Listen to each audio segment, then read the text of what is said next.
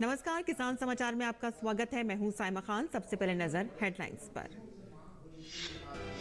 26 जनवरी को कर्तव्य पथ पर दिखेगी विकसित भारत की तस्वीर। पूरे भारत से आमंत्रित 13,000 विशेष अतिथियों में 1500 से अधिक किसान और 250 लाभार्थी प्राथमिक कृषि ऋण समितियों के अध्यक्ष और उनके परिजन शामिल।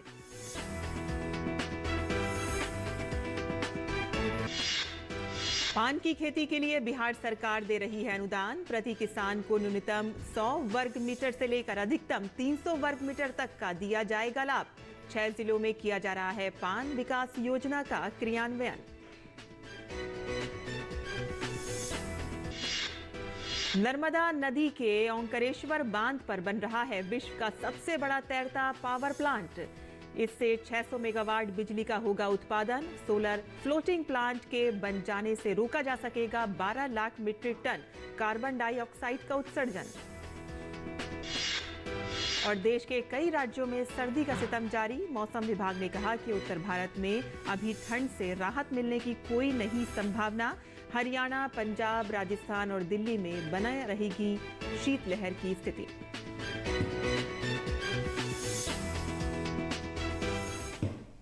और अब समाचार विस्तार से।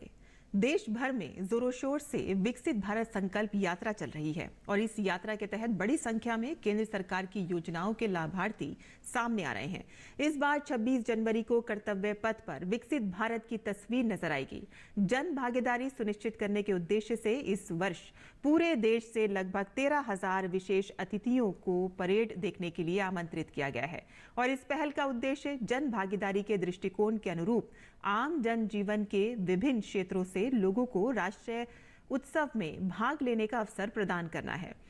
इन विशेष अतिथियों में आम जनजीवन के विभिन्न क्षेत्रों में सर्वश्रेष्ठ प्रदर्शन करने वाले व्यक्ति और सरकार की विभिन्न योजनाओं जैसे कि प्रधानमंत्री आवास योजना, पीएम उज्ज्वला योजना, PM street vendor Atmanirbhar Nidhi, PM कृषि सिंचाई योजना, पीएम फसल बीमा योजना, पीएम विश्वकर्मा योजना, पीएम अनुसूचित जाति अभ्युदय योजना, पीएम मत्स्य संपदा योजना, स्टैंड अप इंडिया योजना, प्री मैट्रिक छात्रवृत्ति योजना और राष्ट्रीय गोकुल मिशन का सर्वोत्तम उपयोग करने वाले सर्वश्रेष्ठ स्वयं सहायता समूहों के लोग शामिल हैं। देश भर के 24 राज्यों और 2 केंद्र शासित प्रदेशों के लगभग 250 लाभार्थी प्राथमिक कृषि ऋण समितियों के अध्यक्ष और उनके परिजन भी भारत सरकार के विशेष अतिथि के रूप में इस बार कर्तव्य पथ पर गणतंत्र दिवस परेड 2024 के साक्षी बनेंगे। प्रधानमंत्री नरेंद्र मोदी की सहकार से समृद्धि की परिकल्पना को साकार करने के लिए गृह एवं सहकारिता मंत्री अमित शाह के कुशल मार्गदर्शन में सहकारिता मंत्रालय ने बहुत ही कम समय में 54 से अधिक महत्वपूर्ण पहल की हैं। पैक्स का कंप्यूटरीकरण इसमें से एक प्रमुख पहल है और जिसके तहत 2,516 करोड़ रुपए के कुल वित्तीय परिव्यय के साथ 63,000 पैक्स को कंप्यूटरीकृत किया जा रहा है और अब तक 28 राज्यों, केंद्र शासित प्रदेश के 12,000 से अधिक पैक्स को कंप्यूटरीकृत किया जा चुका है और वह राष्ट्रीय कृषि और ग्रामीण विकास बैंक द्वारा विकसित ERP सॉफ्टवेयर पर ऑन बोर्ड किए जा चुके हैं। गणतंत्र दिवस परेड देखने के बाद शाम को ये लोग भारत पर्व में शामिल होंगे। ये आयोजन सहभारी पैक्स को सहकार से समृद्धि की परिकल्पना को साकार करने की दिशा में एक नए जोश के साथ काम करने के लिए प्रेरित करेगा। और उत्तर प्रदेश के सुल्तानपुर में विकसित भारत संकल्प यात्रा का आयोजन किया गया। सरकारी विभागों की ओर से स्टॉल लगाकर वंचितों को योजनाओं से जोड़ने का प्रयास किया गया। इस मौके पर सांसद मेनका गांधी ने बताया कि सुल्तानपुर जिले के 926 गांवों का भ्रमण कर 6,85,000 से अधिक लोगों को लाभान्वित करने का सफल प्रयास किया गया है। सरकार की जन कल्याणकारी योजनाओं की वजह से विकसित भारत का सपना साकार हो रहा है। सुल्तानपुर के कादीपुर और बिरसिंहपुर में विकसित भारत संकल्प यात्रा का आयोजन किया गया। इस मौके पर सरकारी योजनाओं के बारे में विस्तार से जानकारी दी गई। कार्यक्रम के दौरान सांसद मेनका गांधी ने कहा कि इस यात्रा का सबसे बड़ा असर ऐसे नागरिकों पर पड़ा है जिन्हें केंद्र या राज्य सरकार की किसी भी योजना का लाभ नहीं मिला था। जो रह गए थे, जो वंचित रहे अभी तक ये जो लाभार्थी से, उन सब का पूरा हो जाए और बहुत ही अच्छा रहा है। जिला विकास अधिकारी के मुताबिक विकसित भारत संकल्प यात्रा के माध्यम से सबसे बड़ा लाभ आयुष्मान भारत योजना के तहत हुआ है। जिले के 427 गांवों में आयुष्मान कार्ड 100% बनाए गए हैं। पेंशन्स के लाभार्थी में लगभग 100% उपलब्धि हासिल कर ली गई है। इसी प्रकार से उज्ज्वला गैस कनेक्शंस जिनके छूटे थे उनको भी हम लोगों ने सेचुरेट करा दिया और राशन कार्ड, विभिन्न प्रकार के जो भी महत्वपूर्ण कार्यक्रम हैं, जो भी महत्वपूर्ण स्कीम्स हैं, उसमें लगभग हम लोग 100% सेचुरेशन की ओर हम लोग बढ़ रहे हैं। वहीं योजनाओं के लाभार्थियों ने मेरी कहानी मेरी जुबानी पहल के तहत अपने जीवन में आए बदलाव के बारे में बताया। समूह सखी का काम करते हैं, जो कि हम 10-12 समूह देखते हैं, जिसमें हमें 5 समूह का CCL हो गया है और सब में RF CIF का डिमांड हो गया है। हम घर खर्चा चला लेते हैं इसमें और अपने हम इस काम से बहुत ज़्यादा ही संपन्न हैं, जिसमें हम और दीदियों का सहयोग लेना चाहेंगे कि इसमें आगे बढ़ें और हम सबका साथ दें। मैं सम्मानित 2000 रुपया जब से मिल रहा है, बरोबर मिलता है। इसका मैं खेती बाड़ी में पूरा इस्तेमाल करता हूँ। इसके लिए प्रधानमंत्री नरेंद्र मोदी जी का धन्यवाद। हम समूह से जुड़ के वो झाड़ू चप्पल का बिजनेस कर रहे हैं। इससे हमारा इनकम जैसे एक चप्पल के पीछे 60 से 70 रुपए खर्च आता है, वो दुकान पे सेलिंग करते हैं। 100 रुपए कम से कम उसके बचत 30 से 35 रुपए हर चप्पल के पीछे बचता है। हम समूह से जुड़कर उसके बाद में BC सखी के पद पर काम कर रहे हैं। इससे हमें मतलब जितना ट्रांजैक्शन कर लेते हैं, महीने का इनकम हमारा 4045 रुपये बनता है मंथली। उसके बाद में हम पहले जैसे इस समय हमें बहुत सहयोग मिला है समूह के माध्यम से। कई बार जागरूकता की कमी तो कई बार दूसरी वजहों से कुछ लोग सरकारी योजनाओं के लाभ से वंचित रह जाते हैं। ऐसे लोगों तक पहुंचने के लिए मोदी की गारंटी की गाड़ी गांव-गांव जा रही है। इस दौरान लाभ पाने से वंचित लोगों का रजिस्ट्रेशन कराकर उन्हें मौके पर ही लाभ भी दिया जा रहा है। Bureau report, DD news. और विकसित भारत संकल्प यात्रा आम जन की जिंदगी को आसान बना रही है। गरीब और जरूरतमंद लोगों को केंद्र सरकार की योजनाओं का लाभ एक ही छत के नीचे मिल पा रहा है। वहीं महिलाओं में प्रधानमंत्री उज्ज्वला योजना को लेकर अधिक उत्साह नजर आ रहा है। देखिए राजस्थान के बारां से ये रिपोर्ट।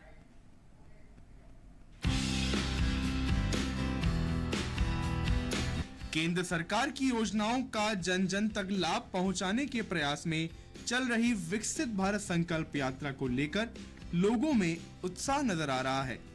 इस कड़ी में बारां शहर में शिविर का आयोजन हुआ। शिविर में बड़ी संख्या में महिलाओं और पुरुषों ने आकर केंद्र सरकार की गारंटी का लाभ उठाया। शिविर में आयुष्मान भारत, प्रधानमंत्री आवास योजना, प्रधानमंत्री उज्ज्वला योजना सहित केंद्र सरकार की 17 योजनाओं की जानकारी लोगों को दी गई। वहीं पात्र नागरिकों ने योजनाओं के लाभ के लिए पंजीयन भी करवाया। मेरे को 10,000 रुपए लोन प्रधानमंत्री योजना से मिले हैं। उससे मैं पानी पतासी का काम करता हूँ। वो 10,000 रुपए मैंने चुका दिए हैं। मैं चाय का छोटा मोटा व्यापार करता हूँ, छोटी मोटी दुकान लगाता हूँ। मैंने 10,000 का लोन लिया था, वो मैंने चुका भी दिया। मुझे प्रधानमंत्री स्वनिधि योजना के अंतर्गत नगर परिषद ने बताया, मैंने फॉर्म भी भरा, उसमें मुझे 10,000 रुपए का लोन मिला है। मैंने उस 10,000 रुपए के लोन से अपने व्यापार किया है, व्यापार कर रहा हूँ। प्रधानमंत्री उज्ज्वला योजना महिलाओं के लिए वरदान साबित हो रही है। महिलाओं को इस योजना के तहत चूल्हे के धुएं से आजादी मिली है, वहीं समय की भी बचत हुई है। उज्ज्वला योजना को लेकर महिलाओं में भी उत्साह नजर आ रहा है। चूल्हे से तो परेशानी आती है, गैस का चूल्हा मिला हुआ बढ़िया, तो बहुत बढ़िया लगा। वो चूल्हे की रोटी भी टाइम लगती है, वो गैस पर बढ़िया बनती है। विकसित संकल्प यात्रा के तहत मुझे प्रधानमंत्री उज्ज्वला योजना का लाभ मिला है। पहले मैं चूल्हे में खाना बनाती थी, तो चूल्हे से धुआं निकलता तो उससे आंखों में जलन होती थी और काम मतलब खाना भी समय पे तैयार नहीं हो पाता था। लेकिन जब से अब ये गैस मिला है, सब काम समय पे हो जाता है। पहले हम चूल्हों में खाना बनाते थे, अब गैस में बन जाएगा, जल्दी बन जाएगा, इसलिए बस धुआं में आंखें खराब हो जाती थी इसलिए। विकसित भारत संकल्प यात्रा शिविर असल मायनों में विकसित भारत के सपने को पूरा करने की कड़ी में बड़ा कदम है, जहां आम जन को एक ही छत के नीचे केंद्र सरकार की बेहतरीन योजनाओं का लाभ मिल पा रहा है। केंद्र सरकार का ये प्रयास आम लोगों की जिंदगी में बड़ा बदलाव लाने में सफल सिद्ध हो रहा है। ब्यूरो रिपोर्ट, दूरदर्शन समाचार, जयपुर।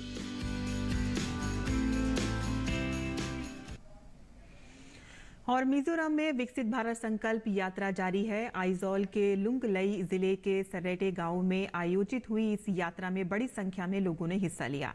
यात्रा के दौरान प्रधानमंत्री किसान मानधन योजना, प्रधानमंत्री किसान सम्मान निधि योजना और प्रधानमंत्री जीवन ज्योति बीमा योजना पर चर्चा हुई। लाभार्थियों ने पेंशन योजना और प्रधानमंत्री सुरक्षा बीमा योजना से जुड़े अपने अनुभव साझा किए और इसके अलावा आयुष्मान भारत योजना, पीएम जन आरोग्य योजना और प्रधानमंत्री मातृ वंदना योजना जैसी योजनाओं में ग्रामीणों का पंजीकरण करवाया गया।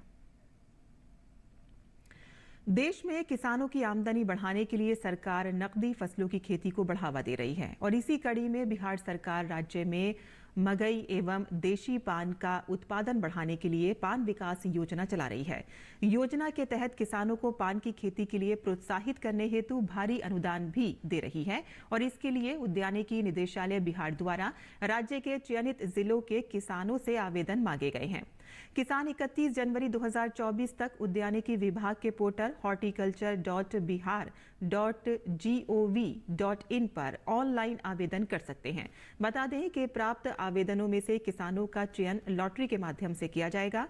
इस योजना के अंतर्गत प्रति किसान को न्यूनतम 100 वर्ग मीटर से लेकर अधिकतम 300 वर्ग मीटर तक का लाभ दिया जाएगा, जिसके अनुसार प्रत्येक लाभार्थी किसान को लागत का 50% अनुदान दिया जाएगा। इस योजना के अंतर्गत परिवार के किसी एक सदस्य को योजना का लाभ देय होगा।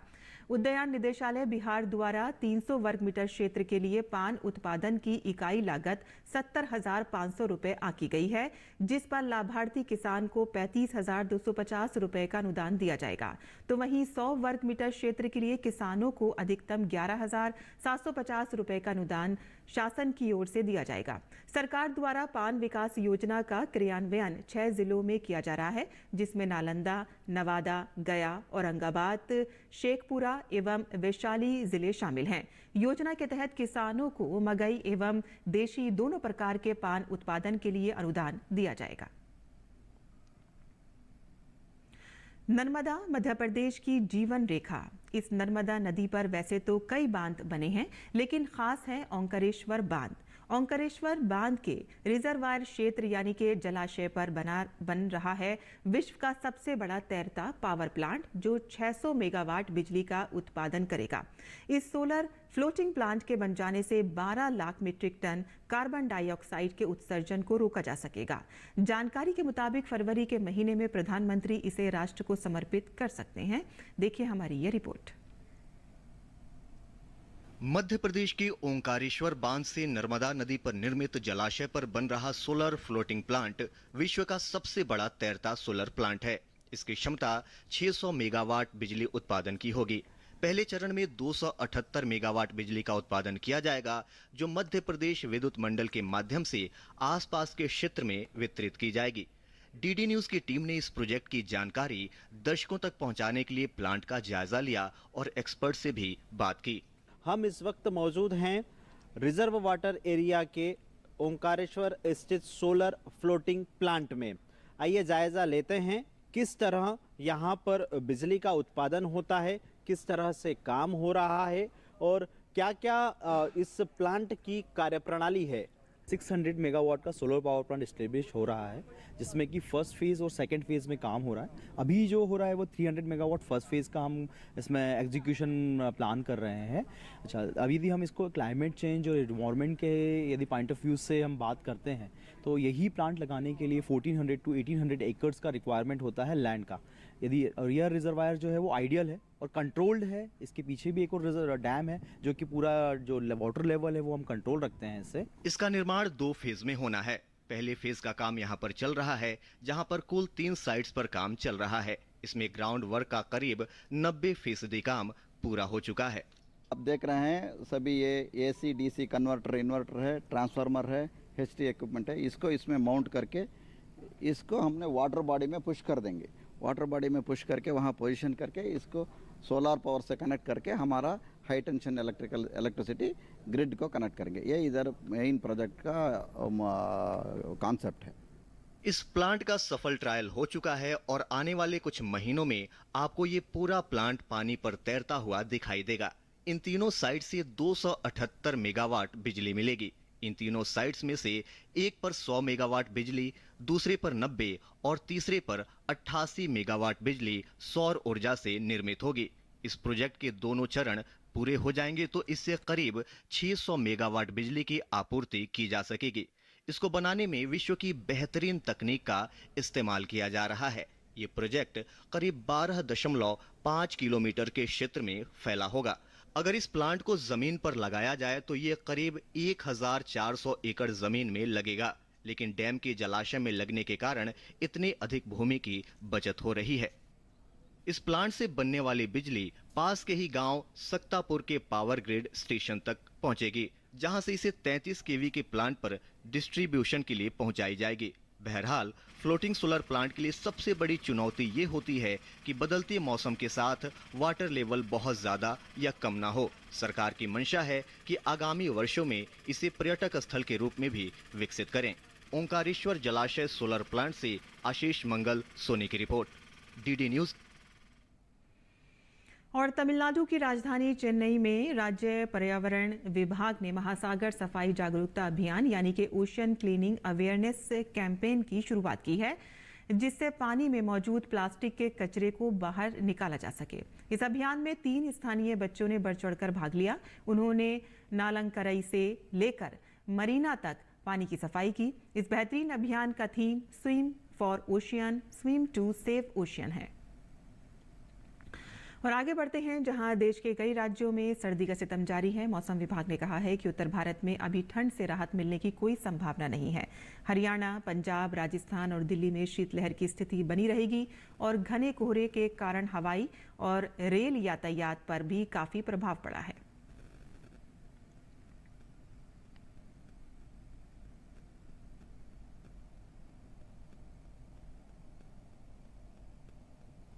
और किसान समाचार में अब बात करते हैं मौसमी खेती की। किसान इस मौसम में कैसे रखें अपनी खेती का ख्याल, आइए देखते हैं।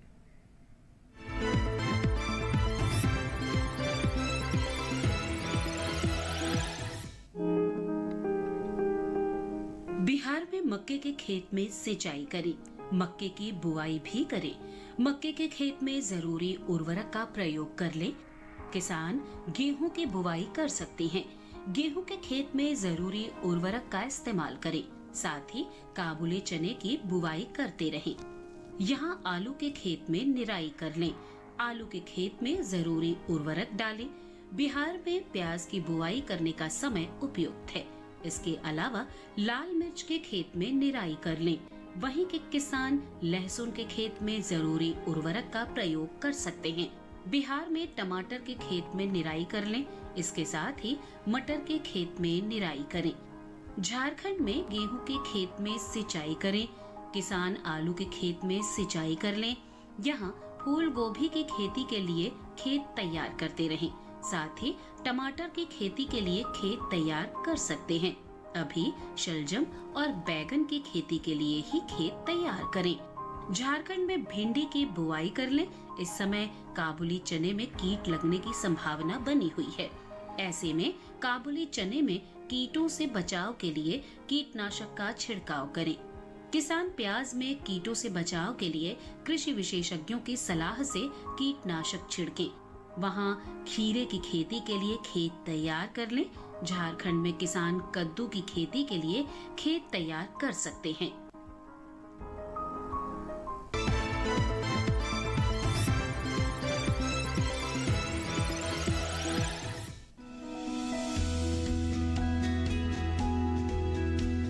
शिमला मिर्च की बुआई का समय चल रहा है। सर्दी का मौसम इसकी खेती के लिए उपयुक्त माना जाता है। वैसे शेड में 12 महीने इसकी खेती की जा सकती है। इसकी खेती के लिए सबसे पहले नर्सरी लगाई जाती है। नर्सरी तैयार होने पर इसे मुख्य खेत में रोप दिया जाता है। ज्यादातर हरी शिमला मिर्च बाजार में दिखाई देती है, वरना लाल और पीली शिमला मिर्च की भी अच्छी मांग है। रोपाई करते समय ध्यान रखें कि पौध से पौध की दूरी 45 सेंटीमीटर और कतार से कतार की दूरी 7 सेंटीमीटर रखें। रोपाई के तुरंत बाद पौध में हल्की सिंचाई जरूर कर लें। उसके बाद 10 से 15 दिन के अंतराल पर फसल में सिंचाई करते रहें। इससे फसल की अच्छी बढ़वार में मदद मिलेगी। सर्दियों में पाले से फसल को नुकसान हो सकता है। पाला लगने से पौध सूख जाती है और झुलस जाती है। इससे बचाव के लिए पौध में सिंचाई जरूर करें। पाला पड़ने पर पौधे में मौजूद पानी जम जाता है और सिंचाई करने से ऐसी स्थिति से बचा जा सकता है। इसके अलावा पाले से फसल को बचाने के लिए 2 ग्राम सल्फर को 1 लीटर पानी में मिलाकर छिड़काव करें। सल्फर के छिड़काव से पौधों में गर्मी बनी रहेगी। इसके अलावा शिमला मिर्च की फसल में सफेद मक्खी के हमले का खतरा रहता है। इससे बचाव के लिए दवा का छिड़काव विशेषज्ञ की सलाह से ही करें। इसके अलावा सफेद मक्खी से बचाव के लिए नेट हाउस में शिमला मिर्च की रोपाई करना बेहतर रहता है।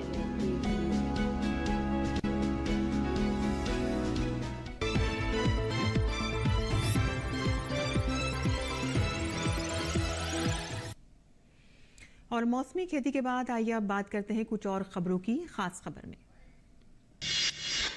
करोड़ों रुपए के बैंक लोन घोटाले के आरोपी DHFL यानी कि दीवान हाउसिंग फाइनेंस लिमिटेड के प्रमोटर रहे कपिल और धीरज वाधवान को मिली जमानत सुप्रीम कोर्ट ने रद्द कर दी है।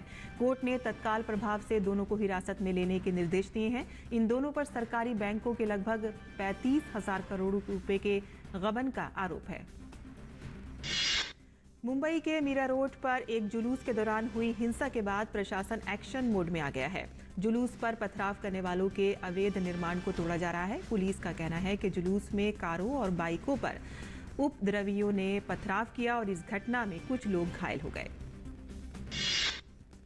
पश्चिम बंगाल के राशन घोटाले से जुड़े मामले में प्रवर्तन निदेशालय ने बड़ी कार्रवाई की है। ईडी ने तृणमूल कांग्रेस ने नेता शाहजहां शेख के घर पर छापेमारी की है और इससे पहले ईडी की टीम जब 5 जनवरी को शाहजहां शेख के घर पर पहुंची थी तो भीड़ ने ईडी की टीम पर हमला कर दिया था। केंद्रीय जांच ब्यूरो ने रिश्वतखोरी के मामले में बड़ी कार्रवाई की है। सीबीआई ने घूसखोरी के आरोप में उत्तर पूर्व सीमांत रेलवे के तत्कालीन उप मुख्य अभियंता और एक निजी कंपनी सहित 8 आरोपियों के खिलाफ मामला दर्ज किया है। असम पुलिस ने कांग्रेस के पूर्व अध्यक्ष राहुल गांधी और पार्टी के अन्य नेताओं के खिलाफ हिंसा में शामिल होने के आरोप में एफआईआर दर्ज की है। असम के मुख्यमंत्री हेमंत बिस्व शर्मा ने ये जानकारी दी। अयोध्या धाम में रामलला के दर्शन करने के लिए भक्तों का तांता लगा हुआ है। अयोध्या रेंज के आईजी प्रवीण कुमार ने बुजुर्गों और दिव्यांग लोगों से अपील की है कि वे कुछ दिन बाद अपनी यात्रा का कार्यक्रम बनाएं। उत्तर प्रदेश के प्रयागराज में सालाना मनाया जाने वाला धार्मिक माघ मेला गुरुवार से शुरू होगा। दूर दूर से आए श्रद्धालु कल्पवास के लिए बड़ी संख्या में संगम पहुंचेंगे। माघ मेले की तैयारियां पूरे जोरों शोर से जारी हैं। हरियाणा के करनाल में नारकोटिक्स कंट्रोल ब्यूरो की टीम ने 2 तस्कर को गिरफ्तार किया है और उनके पास से बड़ी मात्रा में नशीली दवाएं बरामद हुई हैं। नामीबिया से लाई गई मादा चीता ज्वाला ने 4 शावकों को जन्म दिया है। पर्यावरण, वन और जलवायु परिवर्तन मंत्री भूपेंद्र यादव ने इस पर खुशी जताई है। उन्होंने देश भर के सभी वन्यजीव कर्मियों और वन्यजीव प्रेमियों को बधाई दी। भारतीय रेल ने दिसंबर 2023 में पिछले साल के समान महीने की तुलना में ज्यादा माल ढुलाई की है और साथ ही महामारी के बाद एक महीने को छोड़कर इस महीने में सर्वाधिक कमाई की है।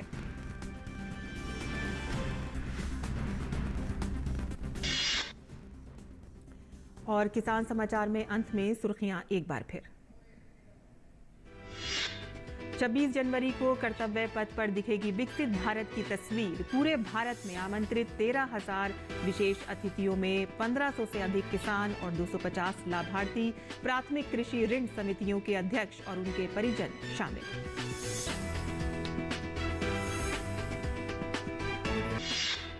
पान की खेती के लिए बिहार सरकार दे रही है अनुदान। प्रति किसान को न्यूनतम 100 वर्ग मीटर से लेकर अधिकतम 300 वर्ग मीटर तक का दिया जाएगा लाभ। 6 जिलों में किया जा रहा है पान विकास योजना का क्रियान्वयन।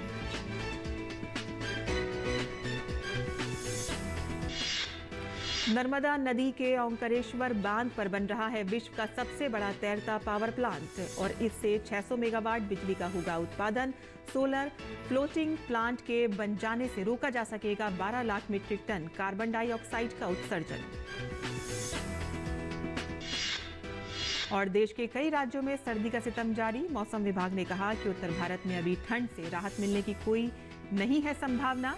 हरियाणा, पंजाब, राजस्थान और दिल्ली में बनी रहेगी शीतलहर की स्थिति। और किसान समाचार में बस इतना ही। अनुमति दें, नमस्कार।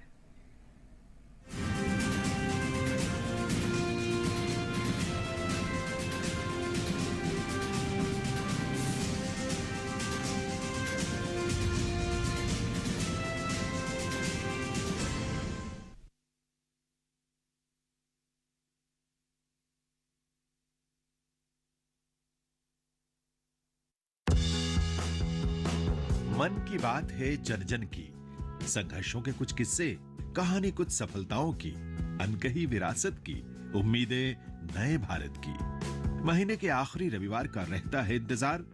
ब्रह्मपुत्र के घाट से हिमालय के विस्तार तक होती है मन की बात प्रधानमंत्री के साथ। तो सुनिए इस महीने 28 जनवरी सुबह 11 बजे मन की बात आकाशवाणी और दूरदर्शन के सभी चैनलों पर। मन की बात के प्रादेशिक भाषाओं में अनुवाद का पुनः प्रसारण आप सुन सकते हैं रात 8 बजे आकाशवाणी और दूरदर्शन के सभी प्रादेशिक चैनलों पर। तो याद रखें 28 जनवरी सुबह 11 बजे मन की बात।